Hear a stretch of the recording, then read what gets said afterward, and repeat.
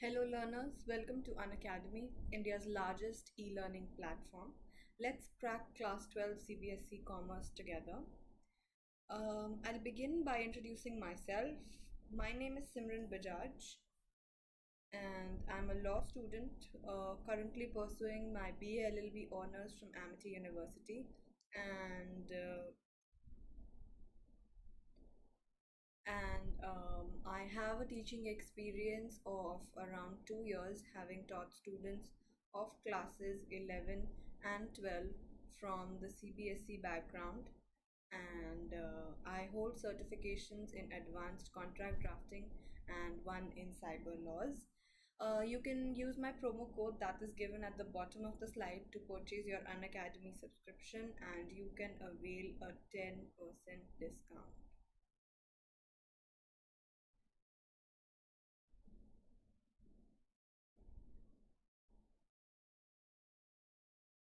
So, talking of the subscription plans that we offer on Unacademy,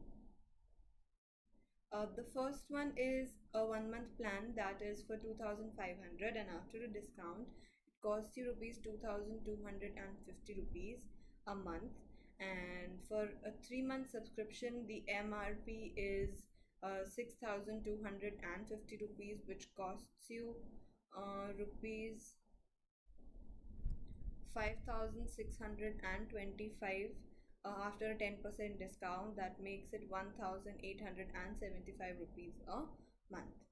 Then the next one is a 6 month plan. 6 month plan is for rupees 10,000, and after a 10% discount it costs you rupees 9,000, and that makes it rupees 1500 a month. And lastly, talking of the 12-month plan, that is the most economical plan we offer.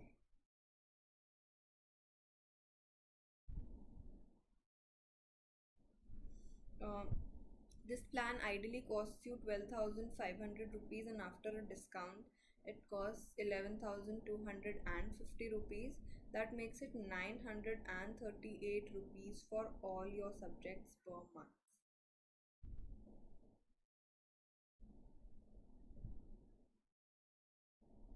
So use my promo code that is Simran10 to purchase your Unacademy subscription.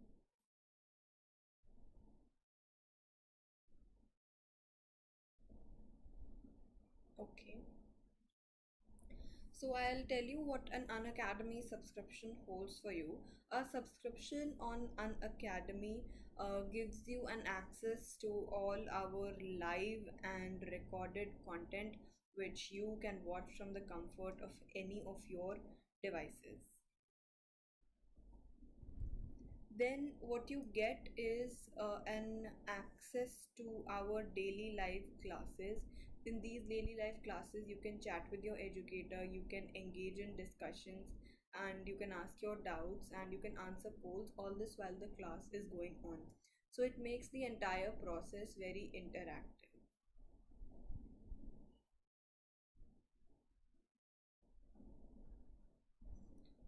Then another thing that we offer is live tests and quizzes. These live tests and quizzes help you evaluate your preparation with our regular mock tests and quizzes, and you can get a detailed analysis of your performance. Then thirdly, what you get is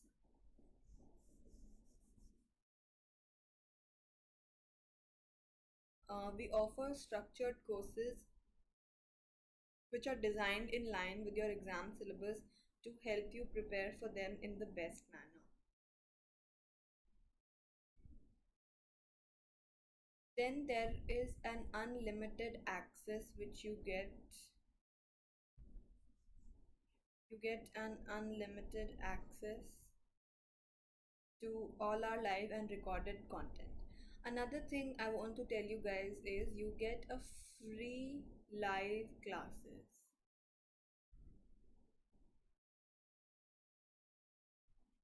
Now, what are these free live classes? For example, you purchase a subscription for business studies for it could be a 1 month, 3 month, 6 month, 12 month, or 24-month subscription. So when you purchase a subscription for one subject, what you get along is classes for English, economics, accountancy, and other commerce subjects. So you get everything at one place and you do not have to run from here to there, right? So beginning today's lecture, in today's class we will be discussing, it is part 3 part 3 of directing. So previously we have discussed the concept of directing,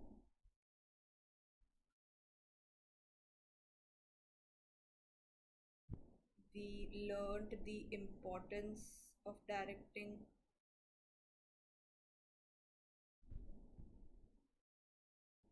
then we learned the principles of directing,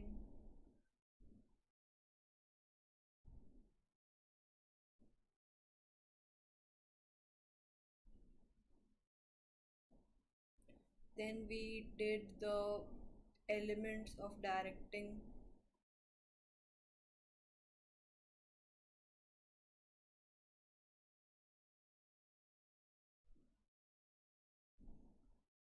and lastly we talked about the first element of directing, that is supervision,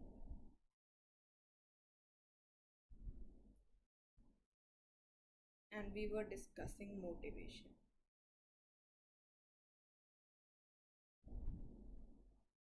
So these topics have been discussed. Please let me know if you have any doubt in any of these topics. We haven't completed motivation, so we will be taking up motivation again today.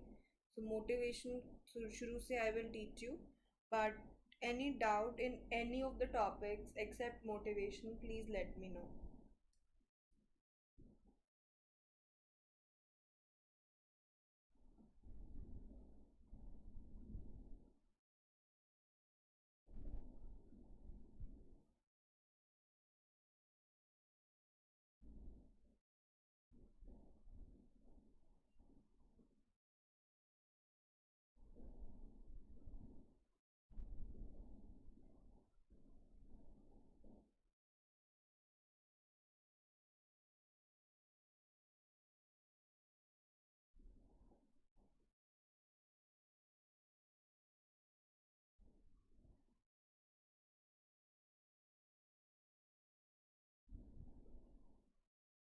Okay, so there is no response from you people.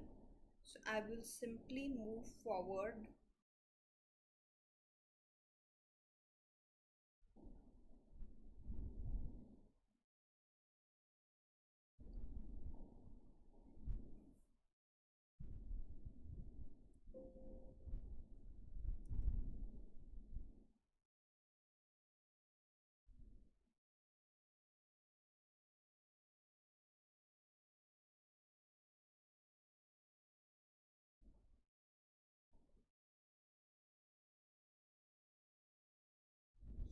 Okay, so we were discussing motivation, and yesterday we were not able to complete motivation.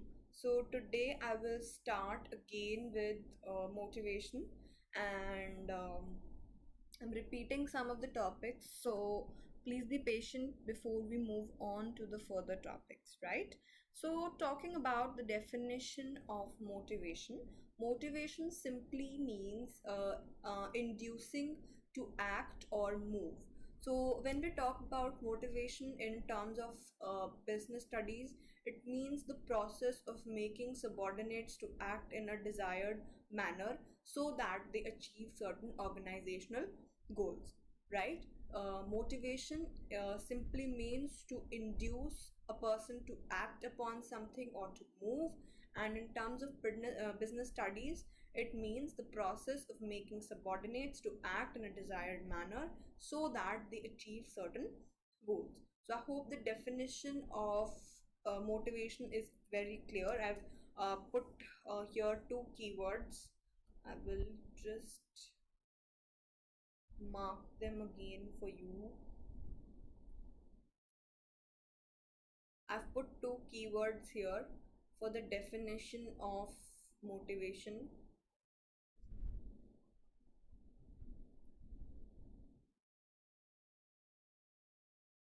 Please make sure that you use these keywords.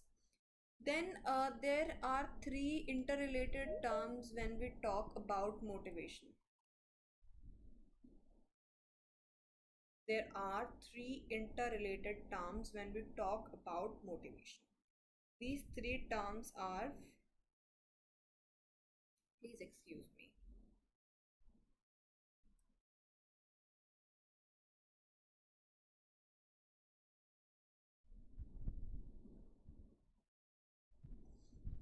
These three terms are motive,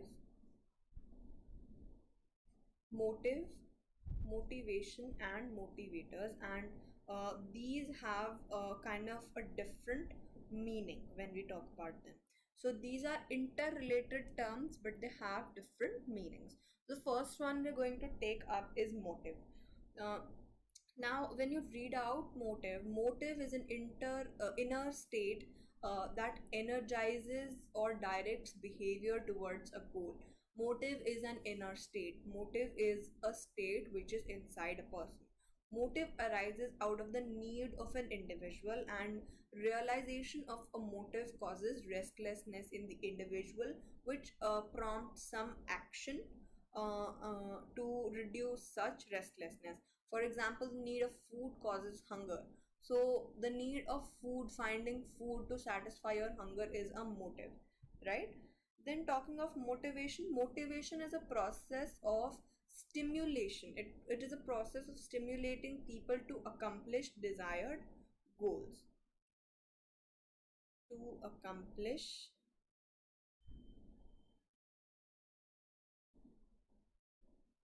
desired goals.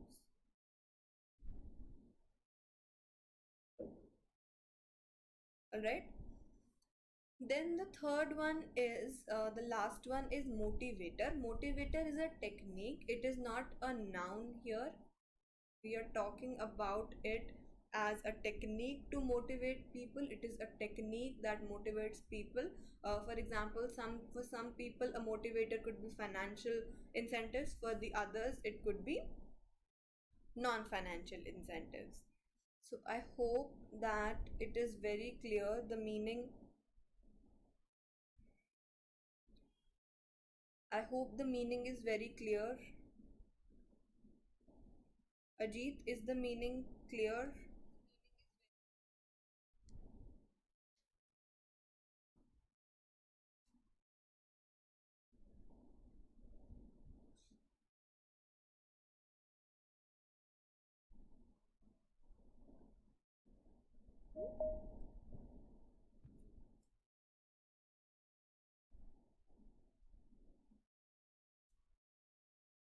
Okay, so moving on. ये topic हम discuss कर चुके हैं पहले भी.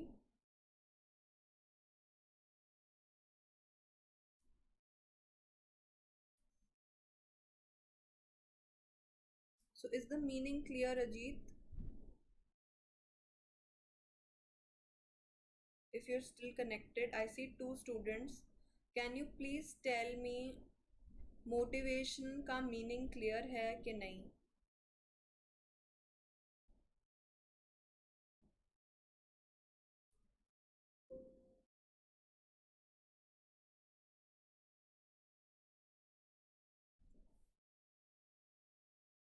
I see two students are connected, but I don't hear a response. Please tell me if the meaning of motivation is clear so that I can move on to the features of motivation.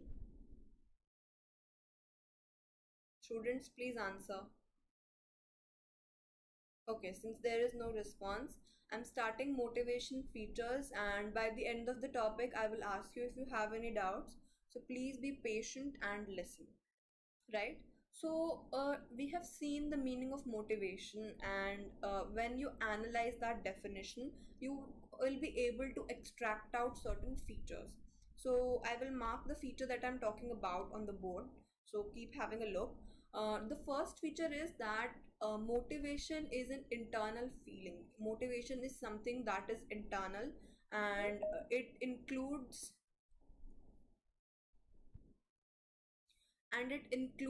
your urges, your drives, your desires, aspirations, and all these things, anything which is internal and something that influences human behavior. For example, people have may have the urge for possessing a motorbike. So the motive is to earn so much that you're able to afford a motorbike. Then it could be affording a comfortable house, a reputation in the society. So these urges are internal. Motivation is associated with urges. Motivation is associated with urges and aspirations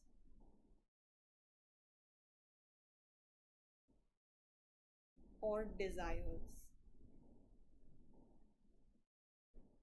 Motivation is associated with urges, desires. I hope it's clear. The first point is clear, students. I hope the first point is made very clear.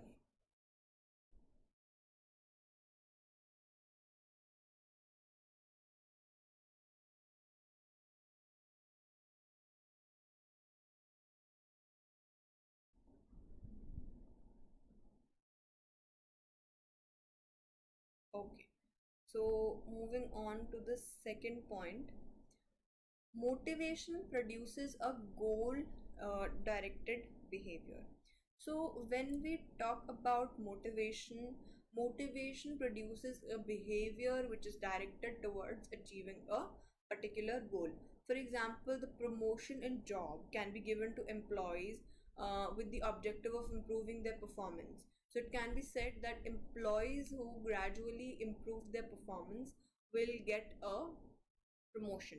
So, if an employee is interested in promotion, it will help him to produce a behavior that will improve his performance and thus leading to a promotion. I hope the example is clear. You can give the example of promotion. I'm writing here.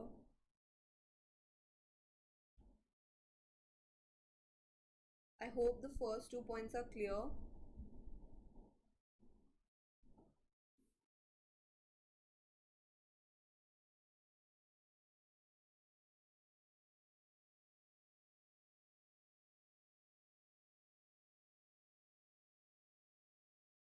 Then the third one is that motivation can either be negative or it can be positive. So when we talk about motivation, motivation can be positive or negative.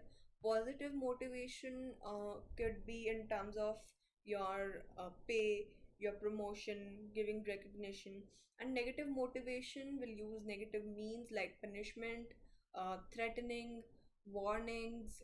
It could be your demotion, etc. So all these induce a particular behavior in a person. Induce behavior,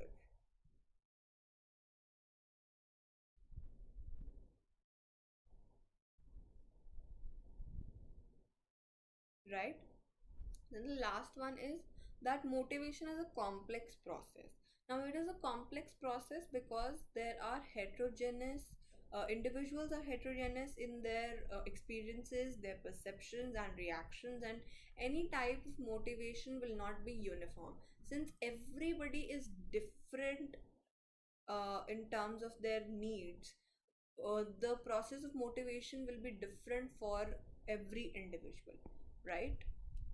I hope the features are clear. Please tell me if you have any doubts with respect to the features.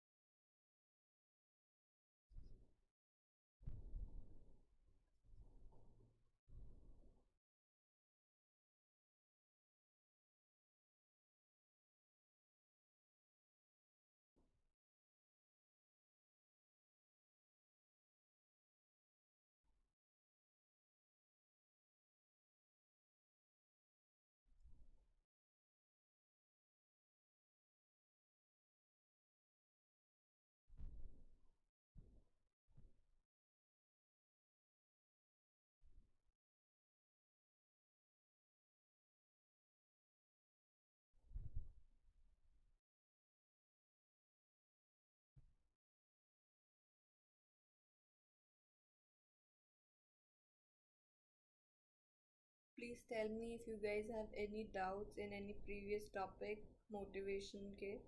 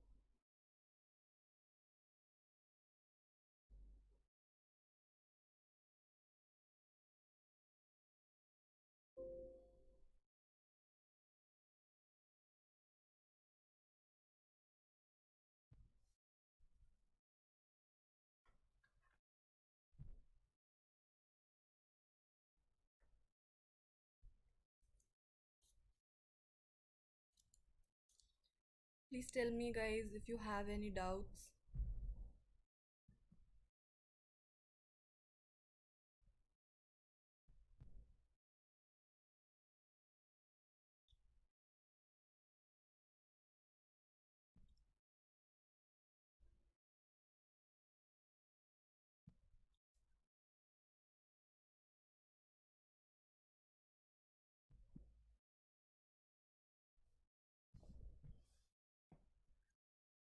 Okay.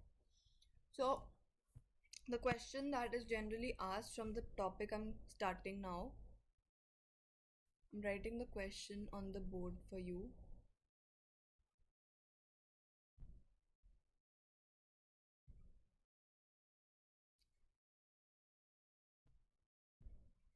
Explain the motivation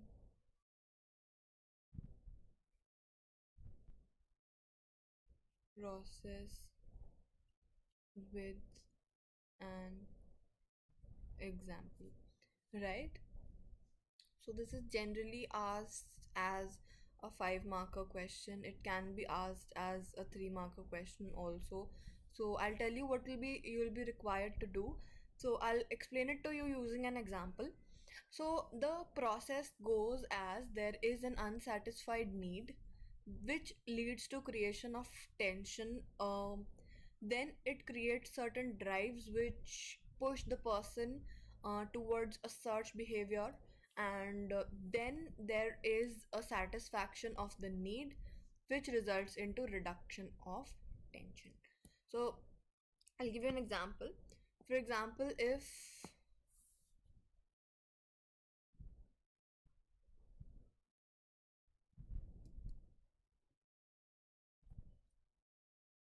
excuse me.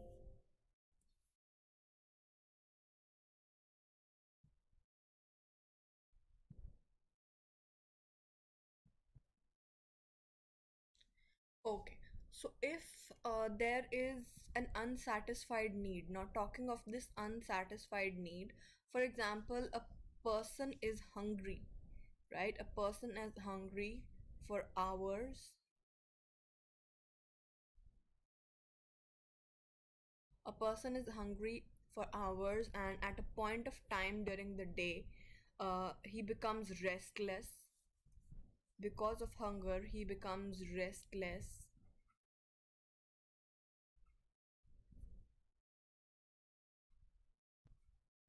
You feel discomfort, right? And this discomfort drives you, it pushes you to look for food. It gives you a push to look for food,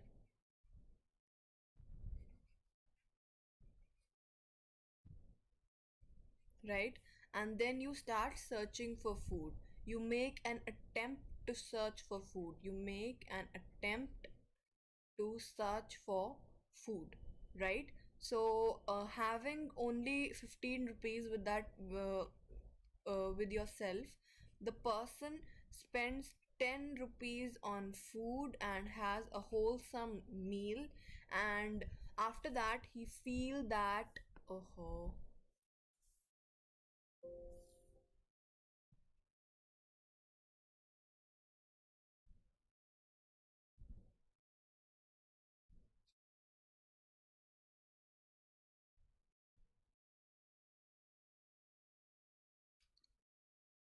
I'm so sorry.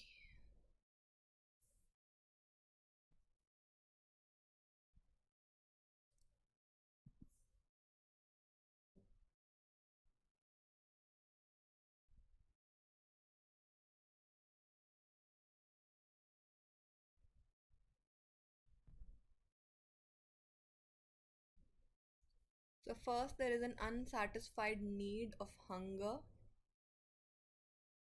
which creates tension or discomfort or restlessness.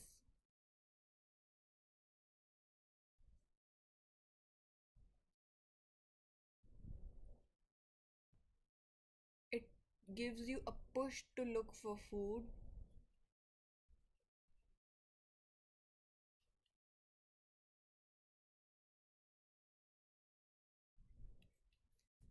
You attempt to search for food, and having rupees 20 with yourself, you spend rupees 15 on your food. You have a wholesome meal. A wholesome meal will satisfy the need,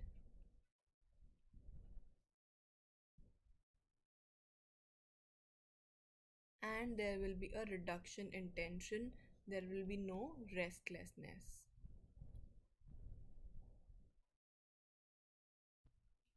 So, I hope this is clear. The example I have taken here is of hunger and food.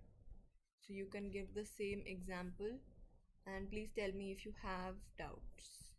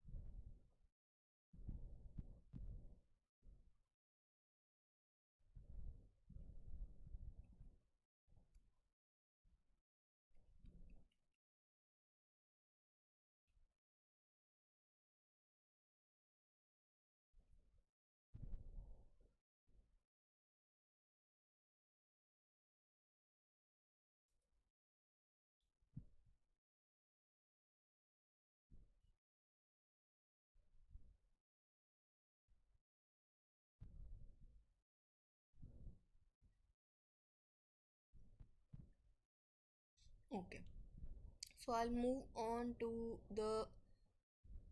Okay, so when I was talking about this question,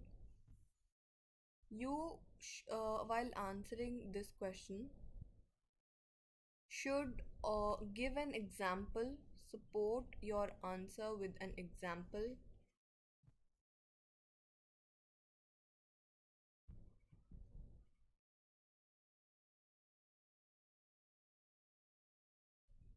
and always draw a flowchart. explaining the process.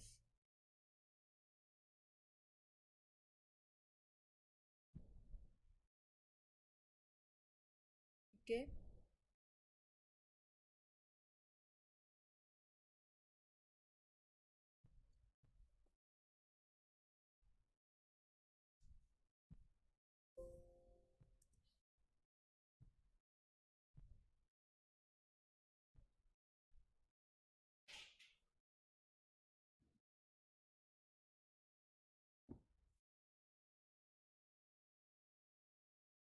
Students, am I visible?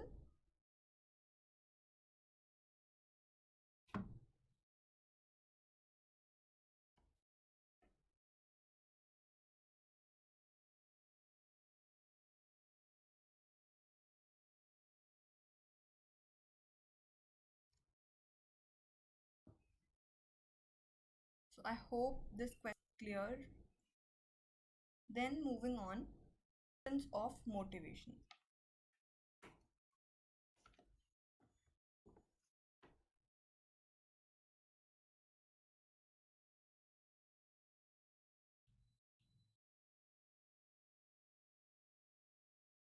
Now, motivation is considered to be important because it helps to identify and satisfy the needs of human resources. So, the main point of importance, what you'll write in the introduction, is that motivation is used to satisfy and identify needs of the human resource, right? And it helps to identify and satisfy the needs of the people in an organization and helps in improving their performance. So this is the reason organization develops various kinds.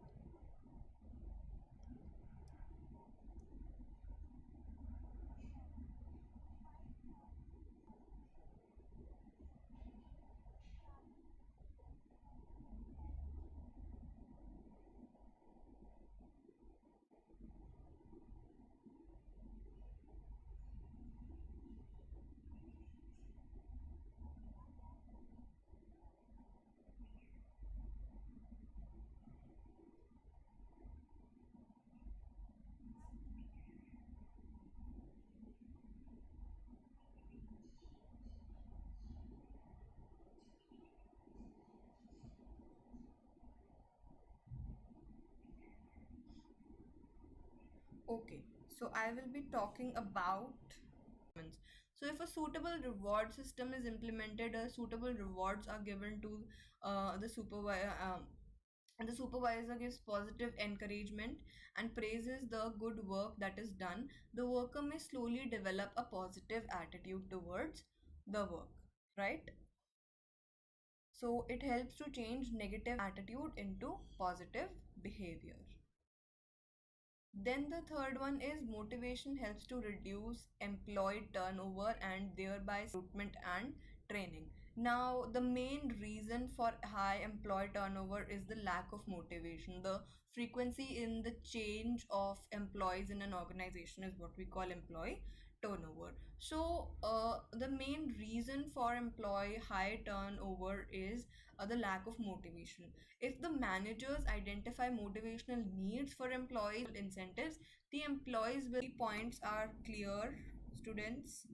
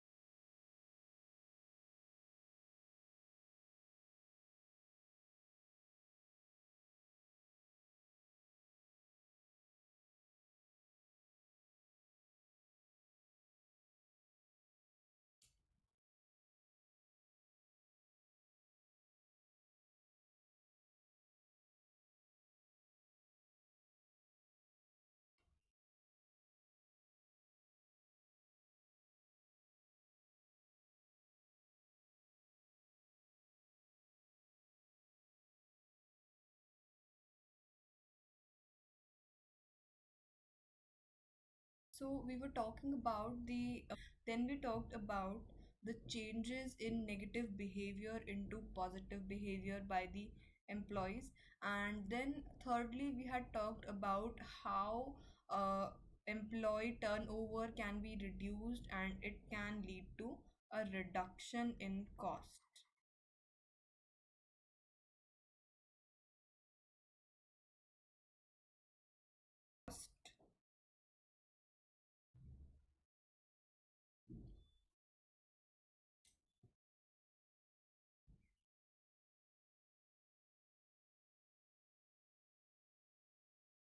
Okay, it leads to a reduction in the cost because if the employee turnover is high, what happens is, if the employee turnover in an organization is high, it will lead to the increase in cost of your staffing process, which includes recruitment and the cost of training new employees.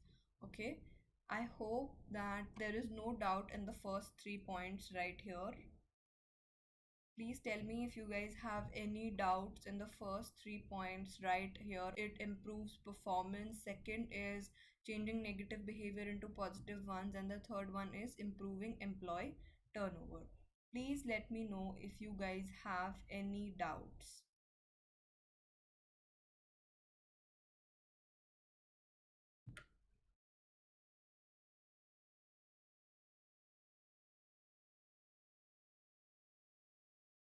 Performed well in an organization, work becomes a source of pleasure to regularly come to the organization, right?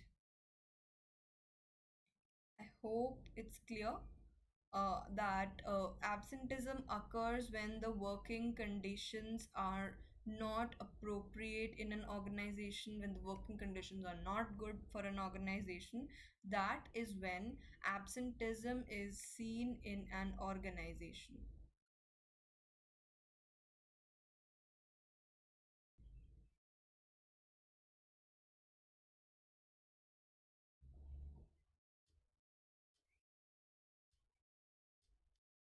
It's clear.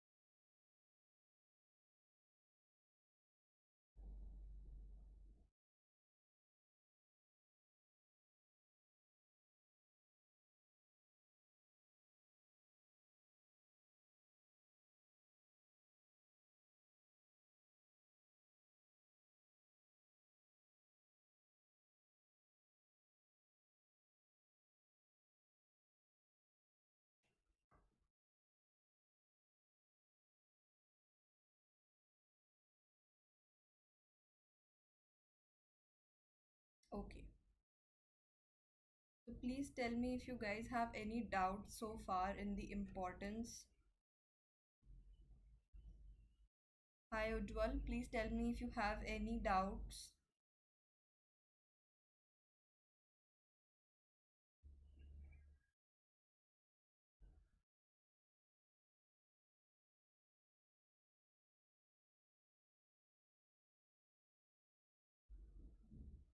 Ujjwal, do you have any doubts so far talking about the importance of motivation? We have discussed the first 4 points. Please tell me if you have any doubts in the first 4 points.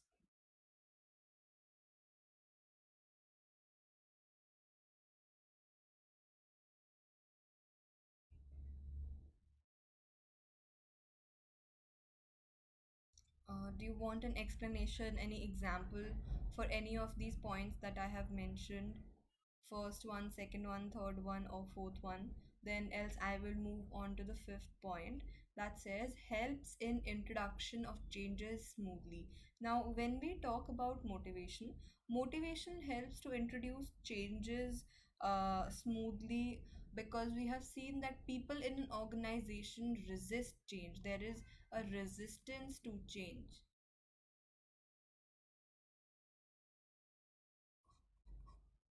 There is a resistance to change by the people in an organization, and any change that is introduced in the organization, there is resistance to these changes. And if the manager is able to convince employees that the proposed changes will bring additional rewards, and it will have a positive impact on the organization as a whole, they may be readily able to accept it, right?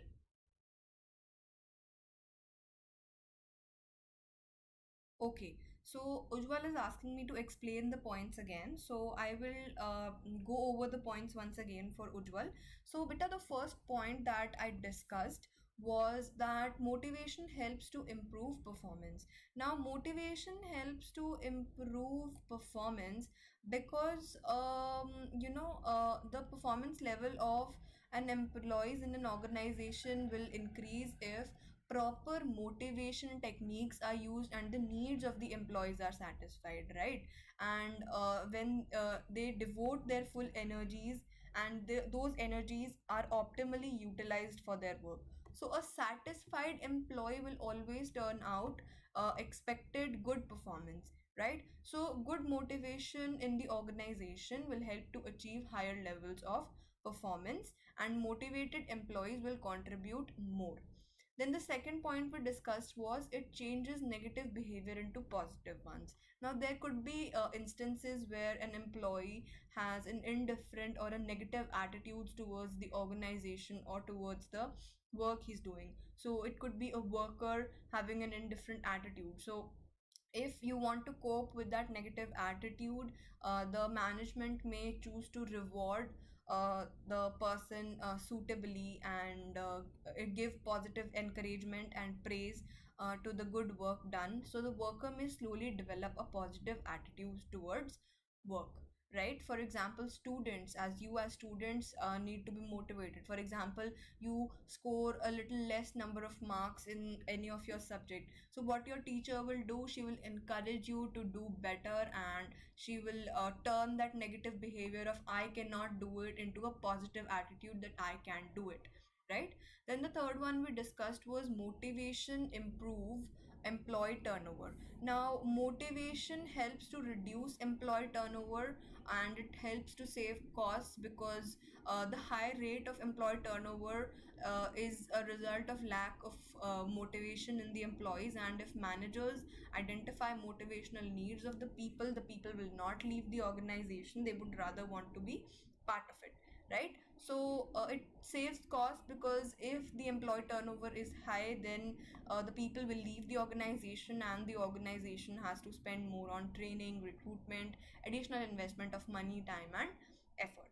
Then the fourth one we discussed was motivation helps to reduce absenteeism. Now, the main reasons for the occurrence of absenteeism are inadequate rewards, bad working conditions, bad superior subordinate relationship, etc.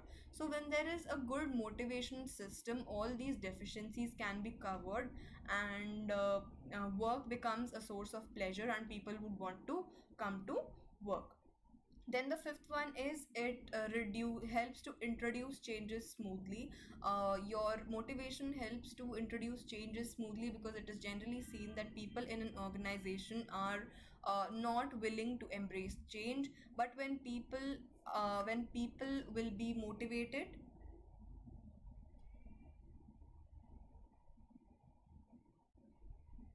when people in an organization will be motivated, they will perform better, and changes can be accommodated smoothly. So I hope Ujjwal, Rishabh, the doubts are clear.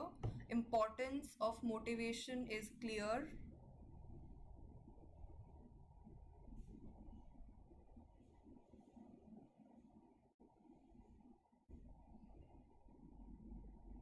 Am I not audible, Ujjwal? Please tell me if I'm audible or not.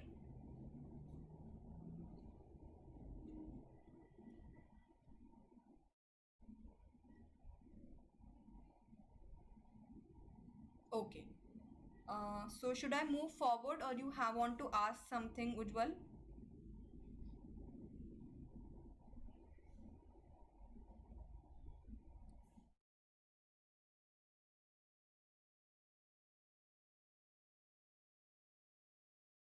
Should I move forward or you have some doubt? Okay, so I'll move on to the next topic, that is a very, very important topic from the exam perspective.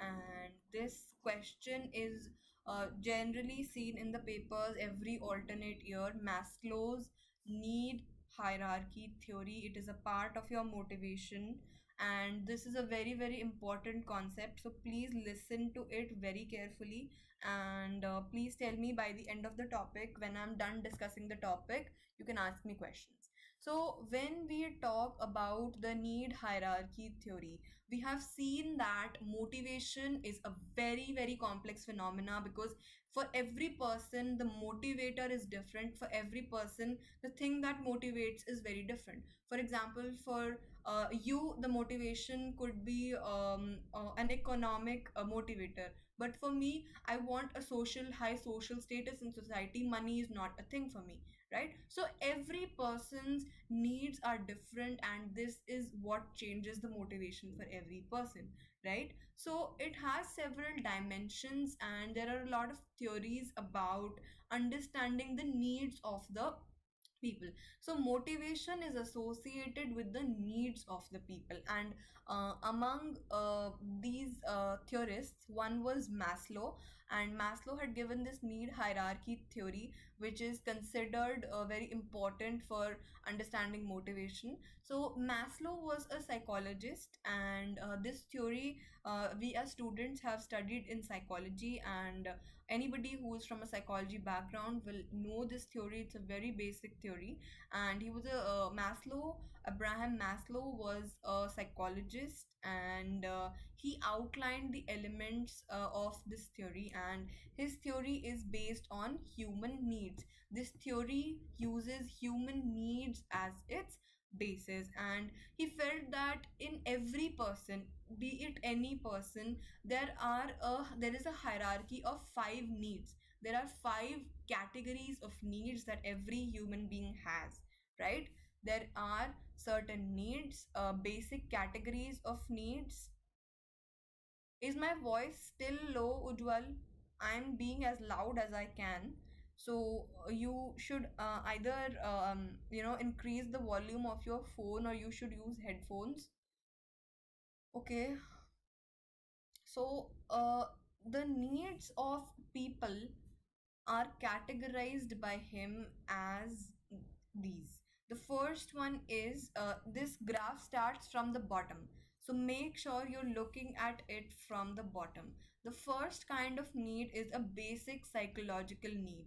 These basic psychological needs, as the name suggests, they are very basic in their nature, and they are the primary needs of a person, right? They are the primary needs of a person. You could include hunger, you could include sleep, you could include thirst, you could include shelter. These are the examples of some basic needs. These are the needs a person cannot survive without. You need them on a regular basis, and they are very basic in their nature. So, when we talk about an organization, a very basic salary that should satisfy the need of people should be given, right? A basic salary in terms of business could be seen as your basic need of people, right? So basic psychological needs are the needs of everyday life, without which a person is not able to survive. So with when a person strives to achieve these needs, the first kind of need that a person will want to satisfy will be a basic psychological need, a basic need of hunger, sleep, etc. So even if you look at a child, if a child is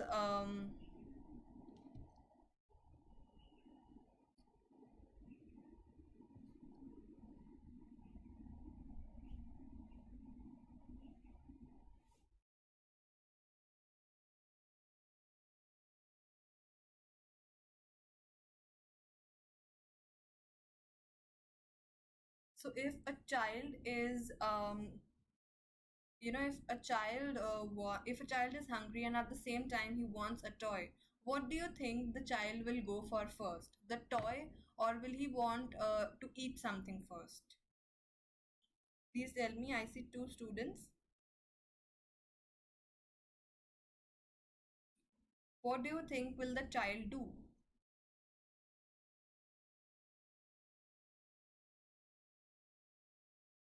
So the child will obviously want to satisfy his hunger first and then would want a toy to play with.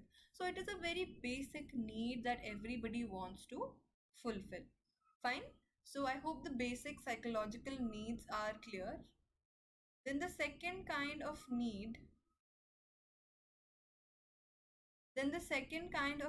we're talking about here,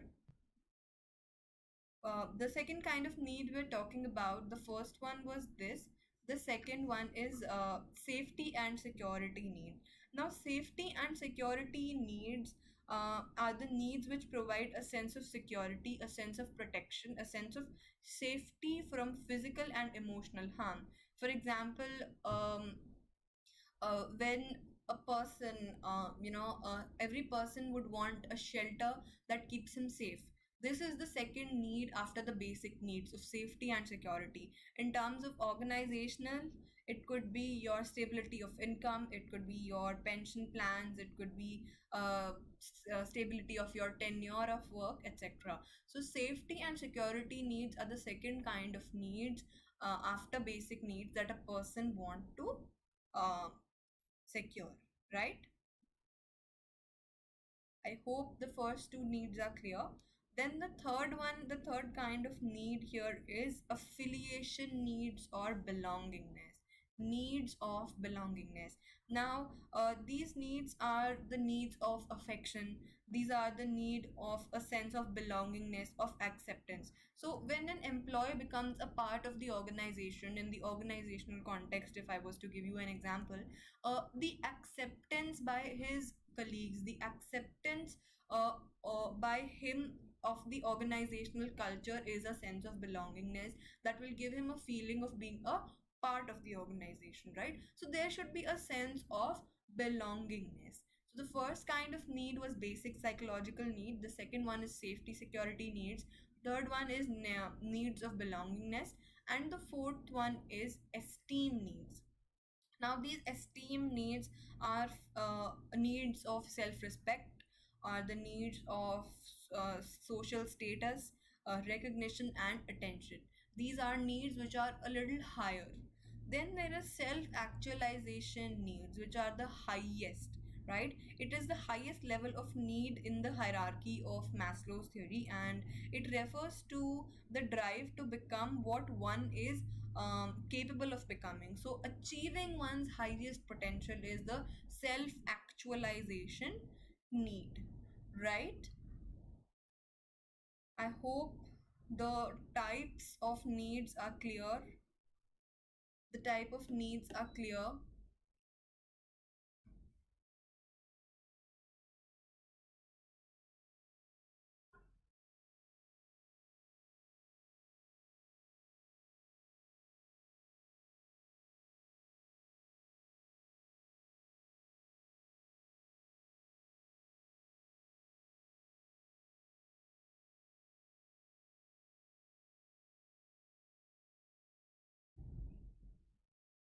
So, when we talk about Maslow's theory, we can see that this theory is based on a certain assumptions. So, the assumptions are one, that people's behavior is based on their needs, and satisfaction of such needs influences their behavior. So, people's behavior is greatly influenced by their needs, and if the need is satisfied and not satisfied, that is what will um, influence the behavior of a person. For example, if you're very hungry, you will be very cranky and you will not be interested in anything. But if you have a full stomach, you will be able to concentrate more on other activities. So your behavior is being influenced by the fact if your need is satisfied or dissatisfied.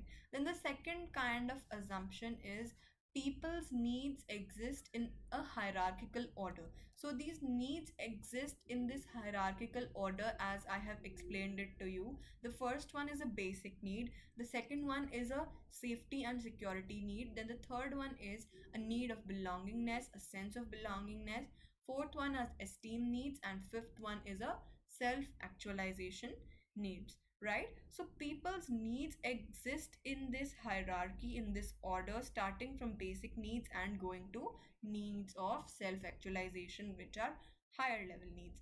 Then the fourth kind of assumption is, um, a person moves to a higher level of need only when the previous need is satisfied. Obviously, when a particular kind of need will be satisfied, you will want to move to another hierarchy of need, right? So people move to a higher level in the hierarchy of needs when the lower need is satisfied. So Maslow's theory focuses on the needs as the basis of motivation, and this theory is widely recognized and appreciated, right? So obviously, his theory is questioned on the classification of needs in hierarchy, but despite this criticism, this theory is still relevant and we still study it. So, when you are given a question about Maslow's theory, what you have to write, the basis of the need and the meaning of this theory. Then you have to write the diagram and explain the type of needs,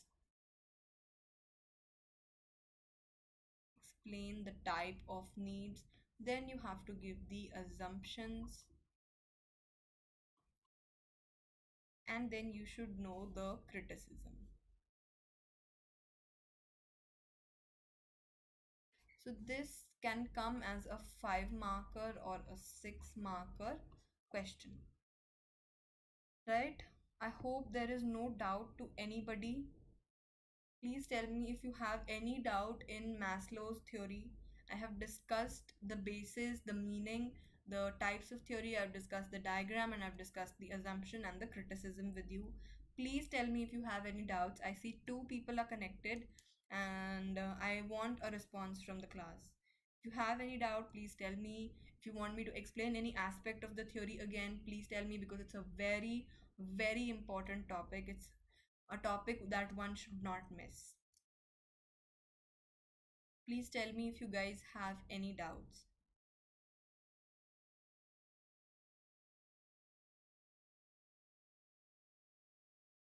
Ujjwal, Rishabh, if you guys are still connected, please tell me if you have any doubts.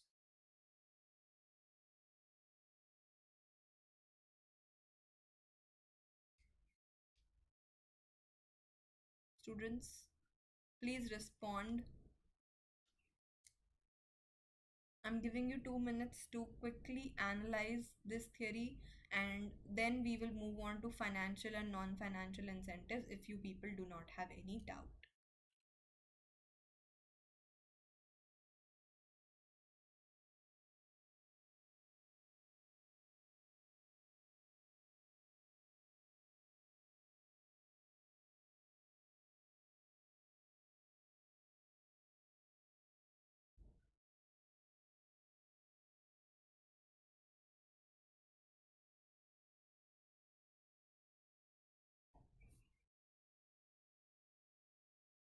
Please tell me अगर किसी को कोई भी doubt है इस theory में, because this theory is very important. It's a very important theory with respect to motivation, and questions पूछे जाते हैं. 5 और 6 मार्क्स का क्वेश्चन एक्सपेक्टेड है इस टॉपिक में से, तो प्लीज़ आंसर करें.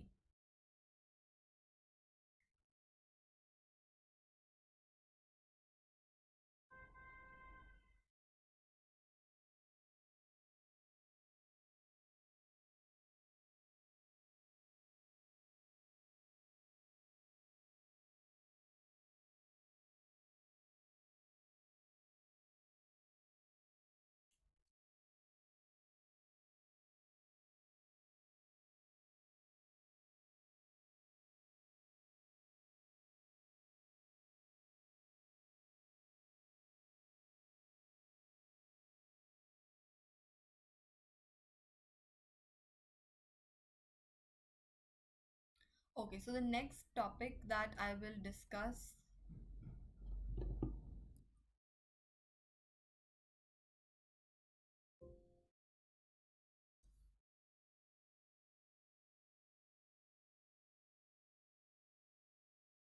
So we have discussed Maslow's theory. I'm telling you what you need to know for Maslow's theory.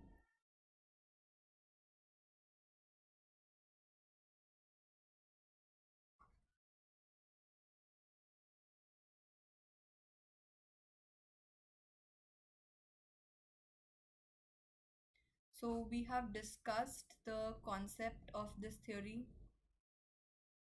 the meaning you will explain, then you will theory of Maslow. You are supposed to write these things and you should know the criticism also.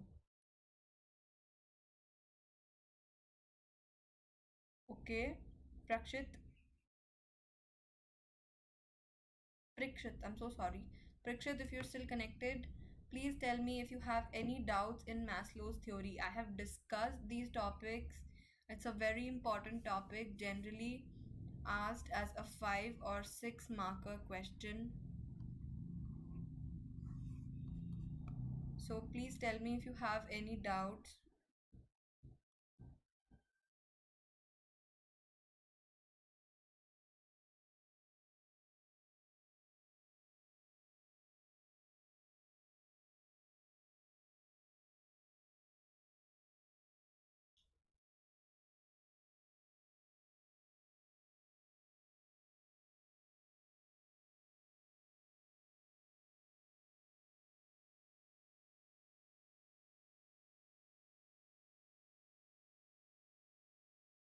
Okay, so there is no doubt in Maslow's theory. Please ask me if you want anything, any explanation from Maslow's theory. I will explain it again, else I will move to the incentives. Okay, so I'm starting a discussion on incentives. Incentives we will study as a part of motivation, because motivation is largely associated with incentivization, and incentives are measures which are used to motivate people to improve their performance, and they are used as ways of to uh, improve the performance of people in an organization towards achievement of organizational goals. So you can write this definition down, the meaning of incentives. This is the definition of incentives. This is the meaning. So incentives are broadly described into two categories. The first one is your financial incentives. Now, financial incentives are understood in the economic context. They are economic in nature. Money is seen as a means to satisfy the physical needs, the daily needs of people, and for obtaining a social position and power in society. So, money has the purchasing power, and it becomes a very important incentive for improving the performance of people in an organization. And when we talk about financial incentives are of these seven types. The first one is pay and allowances. The second one is productivity linked wage incentives. The third one is bonus. The fourth one is profit sharing. The fifth one is stock option. The sixth one is retirement benefits. And the seventh one is perquisites. So I will start the discussion with pay and allowances. The first kind, pay and allowances mean for every employee in an organization, there is a basic monetary incentive. That is a basic salary, is the monetary incentive. So if that person wants that basic salary that he has been promised by the organization, he will work for it, right? So it includes the basic pay, the basic allowance, and the various other allowances that are a part of the job. So the salary system is understood as a part of the pay and allowances. The salary system, salary system is understood as a part of this, and it consists of a regular increments in the pay each year, or your periodic increments, and it leads to an enhancement in the allowances from time to time. So in business organization, a pay hike and increments are linked with performance, and these are a part of your pay and allowances. I hope this is clear.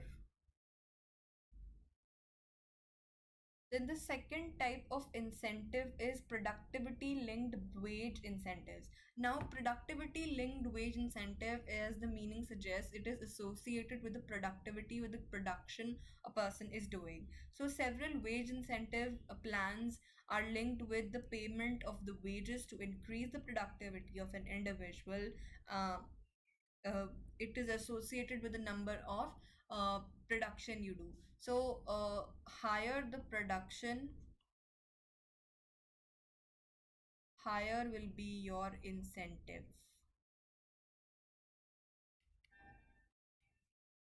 Okay. Then the third type is bonus. Bonus is an incentive offered over and above the salary or wages of an employee. It's a very easy concept. आप अपने daily routine में भी ये word सुनते हैं. And the fourth one is profit sharing. Profit sharing is associated with providing to share the with the employees the profits of an organization, and this serves to motivate the employees, because अगर profit ज़्यादा होगा तो उस profit में से उनका share भी ज़्यादा निकल के आएगा, so they improve their performance and they contribute to increasing the profits. Then the fifth one is stock option or co-partnership. Now, under these incentive schemes, there are firms which offer the employees shares at a set price. The price of these shares at which they are offered to employees, they are much lower than the market price. So sometimes the management can allot these shares in line of various incentives that are payable in cash, and the allotment of these shares creates a feeling of ownership to the employees and makes them contribute for the growth and of the organization, right? So the stock option plan is a very common thing that organizations do, offering stock or shares to the employees at a lower price than the market value. Then the sixth one is retirement benefits. Now, there are a number of retirement benefits such as a provident fund, your PF, and your pension plans, then your gratuity. They are a part of your retirement benefits, right? So this acts as an incentive when the employees are in service. Then the last one is perquisites. Now, in many companies, perquisites and fringe benefits are offered, such as a car allowance, a housing allowance, medical aid, education to the children, etc., that is over and above the salary. So, it is something that is extra. So, these measures help to keep the employees motivated. I hope it's clear.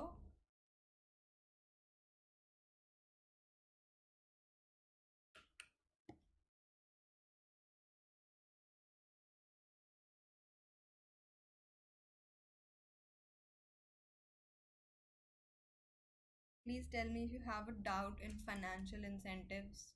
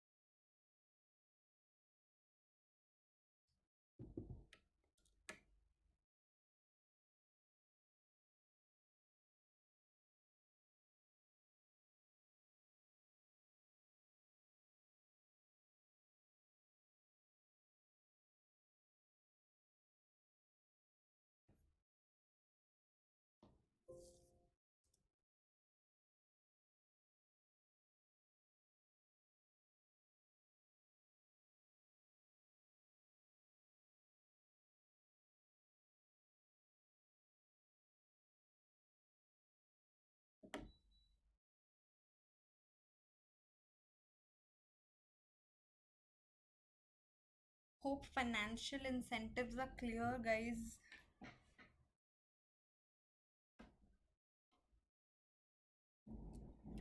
Then the next kind is the non-financial incentives. These non-financial incentives are based on the needs of the people which are not satisfied by money alone. So these include the psychological needs, the social needs, and the emotional needs, which play an important role in providing motivation. So if managers take positive measures regarding these aspects, it helps them to develop a better organizational climate. So the first kind of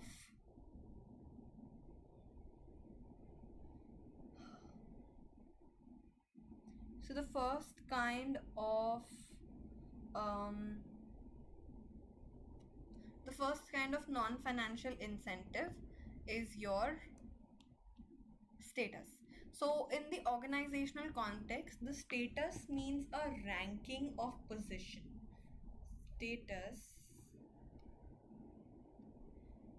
Status means a ranking or position. Ranking or position.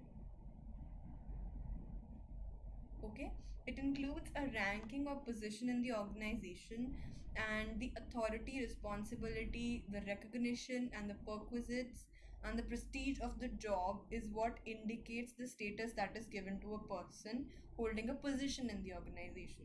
So the social, psychological, and esteem needs of an individual are satisfied by the status that is given to him by way of his job, right? Then the second one is organizational climate.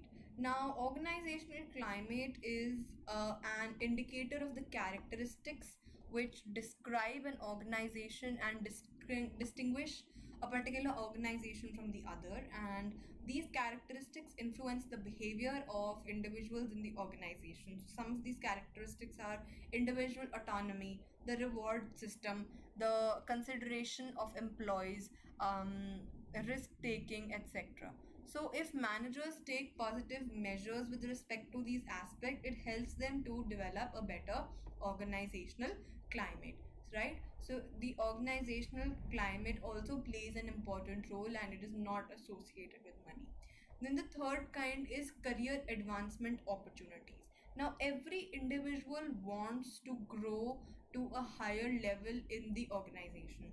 So managers provide an opportunity to the employees to improve their skills and to be promoted to their higher level jobs. So career advancement opportunities associated with the personal development and growth of the people in terms of their jobs, and the management should provide an opportunity to the employees to improve their skills and to be promoted in a higher level jobs. So appropriate skill development programs and a sound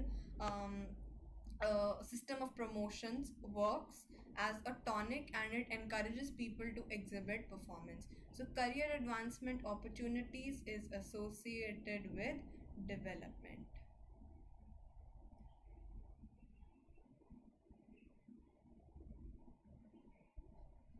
Okay, then the fourth one is job enrichment.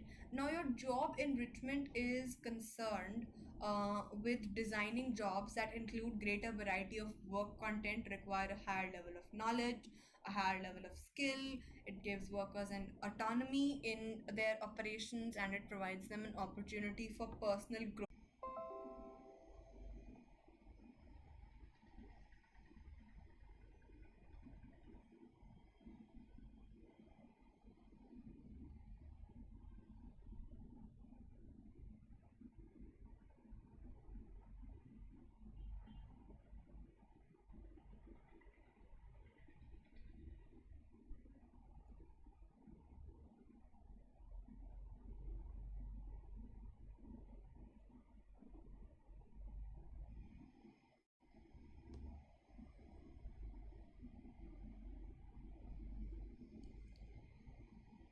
So we were discussing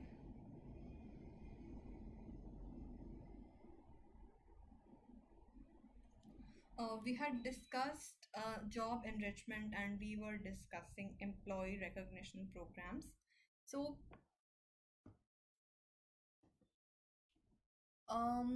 when we talk about employee recognition programs, we're discussing the fifth one right here. Most people have a need for evaluation of their work and a due recognition that is required for their work. So they feel that what they do should be recognized by others, and recognition means the acknowledgement with a show of appreciation when such work is appreciated, they perform better. So, employee recognition could be in terms of congratulating the employee for good performance, displaying it on the notice board or a company newsletter, installing an award or certificate for best performance, distributing mementos, or rewarding an employee for giving valuable suggestions, right? Then the sixth one is job security. We have also seen this as a part of Maslow's theory that employees want to be secure in terms of their job, and they want certain stability about the future income and work, so that they do not feel worried on these aspects and work with a greater enthusiasm. In India, this aspect is more important considering the inadequate amount of job opportunities and too many aspirants for these jobs. So there is one negative aspect of job security, right? So when people feel that they are not likely to lose their job, they may become complacent, they may not work as effectively. But job security nonetheless serves as a non-financial incentive that helps to improve the performance. Then the seventh one is employee participation. Now, employee participation is associated with involving employees in decision making of the issues that are related to them, and in many companies these programs are in practice in the form of joint management committees and work committees, etc. Then the last one is employee empowerment. Now, employee empowerment means giving more autonomy and powers to the subordinates, and empowerment makes people feel that their jobs are important, and this feeling contributes positively to the use of skills and talents for the better performance of a job. I hope यहाँ तक किसी को भी कोई भी doubt नहीं है. Please tell me if you guys have a doubt. Please tell me if you people have a doubt.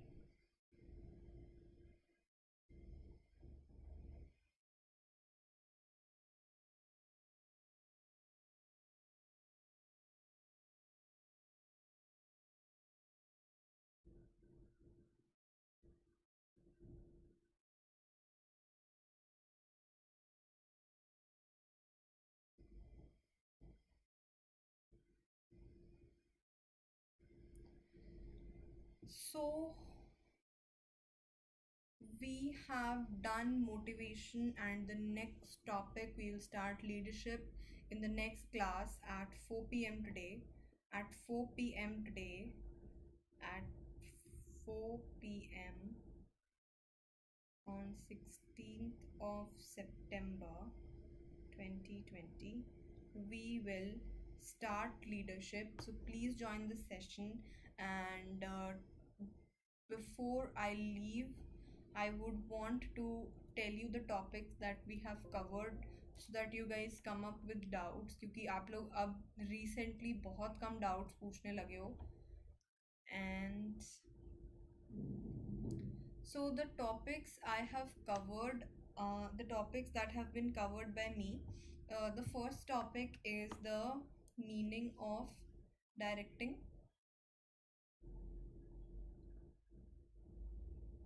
We have covered the meaning. The second one, the second topic that we happened to cover was the importance.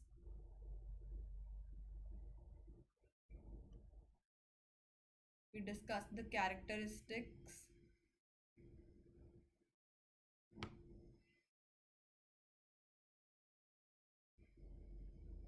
Then we discussed the principles. Then we took an introduction to the elements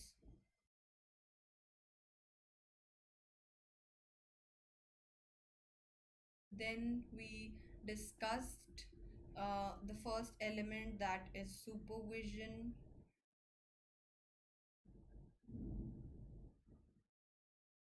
and then we discussed motivation. I hope you people don't have any doubts in these topics that we have discussed. Please ask me if you have any doubts. These topics have been discussed.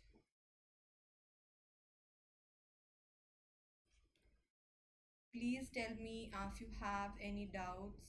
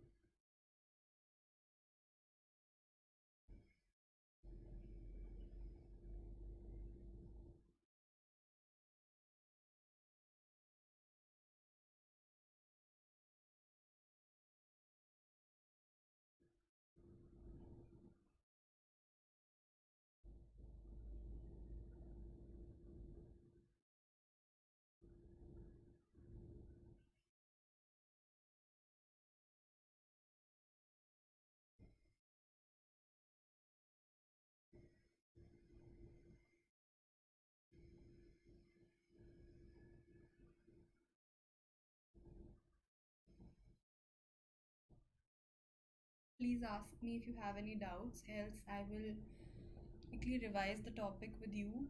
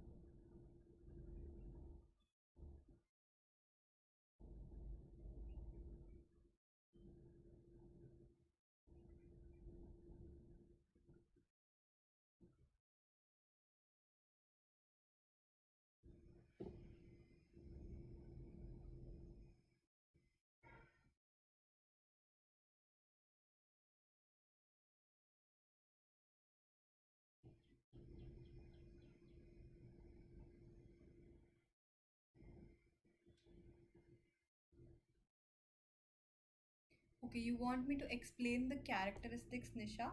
So, going to the slides where I have written the characteristics.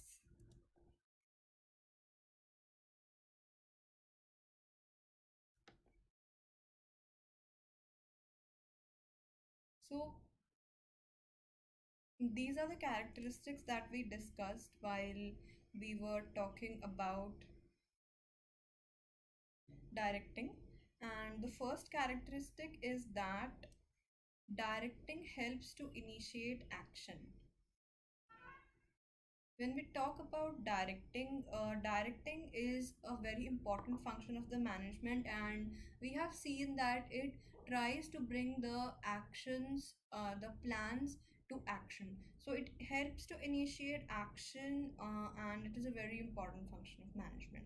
Then the second one is it's a pervasive function, because every manager from the top to bottom has to perform this function, be it a top executive or be it a supervisor.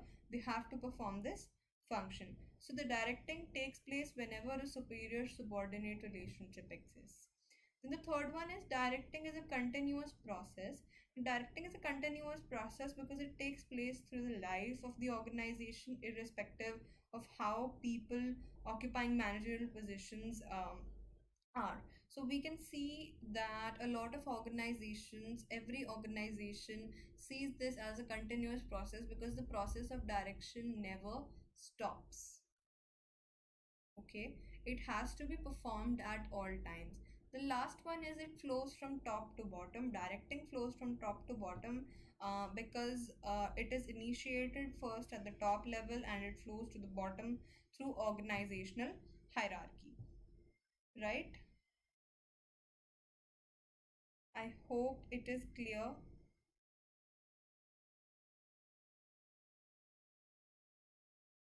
I hope it's clear, Nisha.